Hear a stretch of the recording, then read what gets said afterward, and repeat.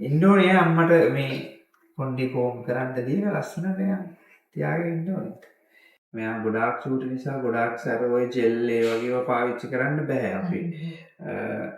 වෙලා තියෙන්නේ මේ කර්ල්ස් හැදෙන්නේ නැති වෙන්නේ මෙයා දෙන්නේ නැතුව ඇති සමහර විට. පීරන්න දෙන්නේ නැහැ කැට ගහනවා දැන්. පීරන්න කියන්නේ ඔයා මේ වෙට් එකේදී අරින්න පීරන්න එපා. හරිද? ඩ්‍රයි එකේදී මේ සාමාන්‍ය ගොඩක් වෙලාවට ඩ්‍රයි වුණාම පීරපුවාම මේක කර්ල්ස් ටික සෙපරේට් වෙනවා. සෙපරේට් වුණාම කාලයක් තිස්සේ මේක කෙරෙගෙන දැන් මේ අර සමහර ඒවා මේ ගැට ගහිලා හැදිලා තියෙන්නේ.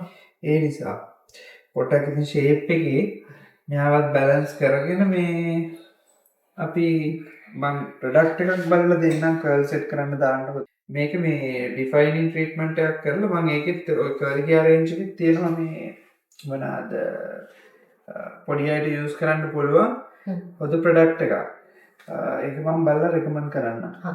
ඒතර ඉස්සෙල්ලාම අපි මේක මාසෙකට සැරයක් විතර මෙයා ෂේප් එකේ ඉදීනේ ඇවිල්ලා ට්‍රීට්මන්ට් එකක් කරලා. ඔව් එදීනේ මේ ඉස්සලාම් දැන් මේකේ තියෙන මේ කර්ල්ස් නෙමෙයි දැන් ගැටෙන් ගහිලා තියෙන්නේ. ඒ ටික යවාගෙන අපි කර්ල්ස් ටික ඩිෆයින් කරගමු.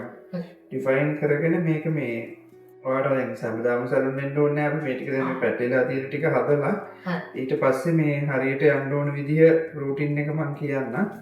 ඒකට මේ arrange කරගන්න. මොකද තව නිකන් මේක අපරාධ මේ තව කල්තිය දවසක් දෙකක් හරි පරක්කු වෙන තරමට මෙයාට මේ ටැංගල් වෙන එක වැඩිනේ. ඒක හදලා දෙන්න. ඒතකොට මම අදම කියන්නම් ප්‍රොඩක්ට්ස් මොනවද යන්න ඕනේ කියලා.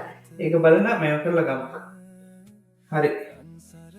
ඉන්ඩෝනේ අම්මට මේ කොන්්ඩි කෝම් කරන්න දීලා ලස්සනට යන්න තියාගෙන ඉන්න ඕනේ. විදිනවද මේක කරද්දී? ඈ? විදිනව නේද? පොඩි අය නැත්තේ ඒකයි විදිනවා. දැන් අද කරන්න පුළුවන් නේ? අද ඉන්නවනේ ටිකක් කරලා චුට්ටක් දෙය. කවන්නේ අපි අද හරි.